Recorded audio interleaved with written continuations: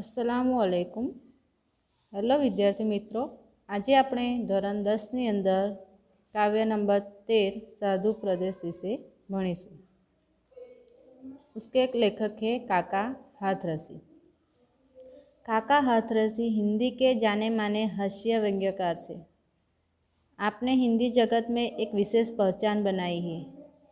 मूल नाम प्रभुलाल गर्ग था, पर हाथरस में एक नाट्य मंचन के दौरान आपने एक काका की भूमिका निभाई थी, तभी से आपने स्वयं अपना तखल्लुस काक हाथरसी रख लिया। हिंदी के हास्य कवियों को मंच देने का श्रेय आपको जाता है। जहाँ कहीं भी हास्य कवि सम्मेलन आयोजित होते थे, वहाँ काका की अनिवार्य उपस्थिति होती थी। हिंदी की सुविख्यात पत्र पत्रिकाएँ यथा धर्मयुग, साप्ताहिक हिंदुस्तान, वीणा आदि में आपकी रचनाएं नियमित रूप से प्रकाशित होती रहती थी।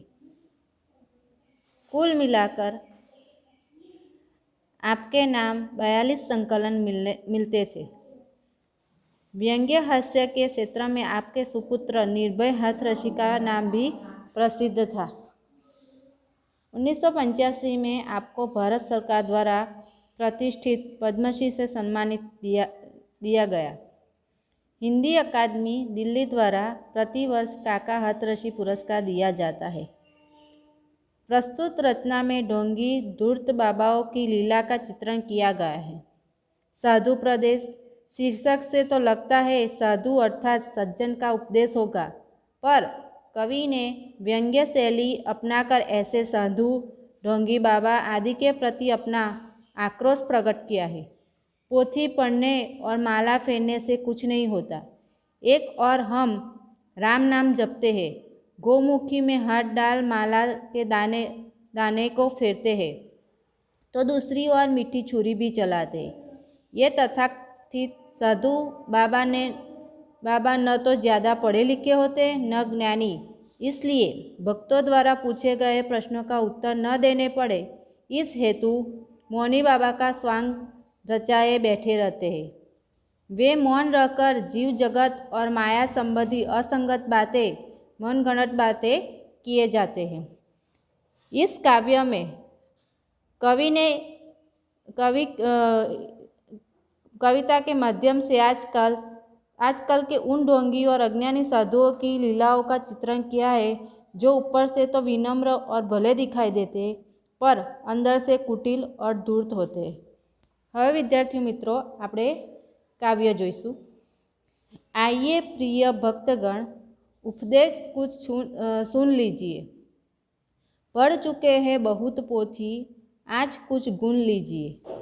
हाथ में हो गोमुखी, माला सदा हिलती रहे। नम्र ऊपर से बने, भीतर छुरी चलती रहे।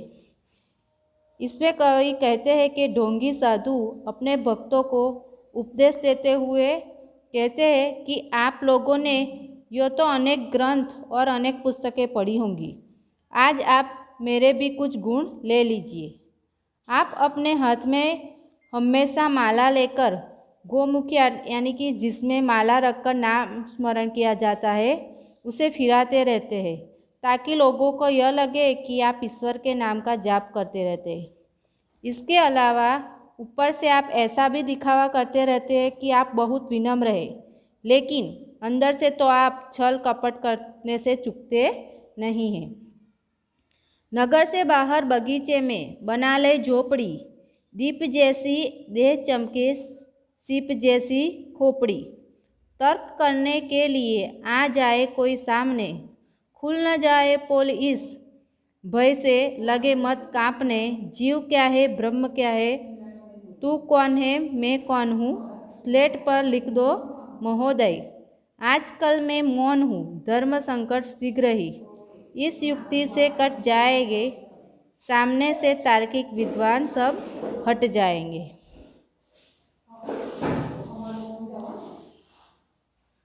इसमें लेखक कहते हैं कि ढोंग करने के लिए ऊपरी दिखावा करना जरूरी है, इसलिए साधु का सच्चा वेश बनाने के लिए कुछ चीज़ों का सहारा ले लीजिए। इसके लिए आज आप अपने शहर से दूर किसी बगीचे में एक झोपड़ी यानी कि कुटी बनाकर उसमें रहिए। सच्चा साधु दिखाई देने के लिए मुंडन करा लीजिए, जिससे आपका सिर सीप की तरह चमकता रहे। सिर का भी चंदन आदि से श्रृंगार करते रहे ताकि आपका शरीर चमकता हुआ दिखाई दे। यदि कोई व्यक्ति आपसे किसी विषय पर तर्क करे तो उससे डरकर भयभीत न हो। डरे नहीं कि आपकी पोल खुल जाएंगी, बल्कि हिम्मत से काम ले और निडर बने रहें। यदि कोई व्यक्ति आपसे इस विषय पर तर्क करने लगे कि जीव, जगत और माया क्या होगी, परमात्मा क्या है, आप कौन है, मैं कौन हूँ, तो आप बिल्कुल मत घबराइए। आप कुछ मत बोलिए, केवल एक स्लेट पर यह लिखकर उसे दिखा दीजिए कि आजकल आपका मौन व्रत चल रहा है, इसलिए आप कोई तर्क वितर्क नहीं कर सकते। इस उपाय से आप एकदम मुक्त हो जाएंगे और तर्क करने वाले अपने आप वहाँ से चले जाएंगे। किए जा निष्काम सेवा सब फलेच्छा छोड़कर, याद फल की जब सताए, सा खा पपीता तोड़कर। स्वर्ग का झगड़ा गया, भय भी नरक का छोड़ दे, पाप गट भर जाए तो काशी पहुंचकर फोड़ दे। इसमें लेखक कहते हैं कि आप बिना किसी कामना या इच्छा से लोगों की निस्वार्थ भाव से सेवा करते रहिए। फल की परवाह बिल्कुल मत कीजिए। यदि फल की कभी याद आ जाए तो इधर उधर हाथ मारकर जो हाथ में आ जाए उसे झपट लीजिए। स्वर्ग प्राप्ति से कोई वास्ता मत रखिए। नरक में जाने का डर भी मन से निकाल दीजिए। यदि आपके पापों का घड़ा भर जाए यानी पाप ज़्यादा हो जाए तो चिंता मत कीजिए।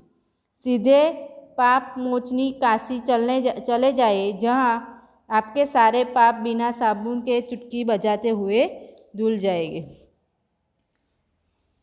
तो विद्यार्थियों मित्रों, આપણને આ કાવ્ય દ્વારા આજકાલ જે ઢોંગી और અજ્ઞાની સાધુઓની લીલાઓ છે એનું ચિત્રણ આપણને આ કાવ્યની અંદર બતાવવામાં આવ્યું છે।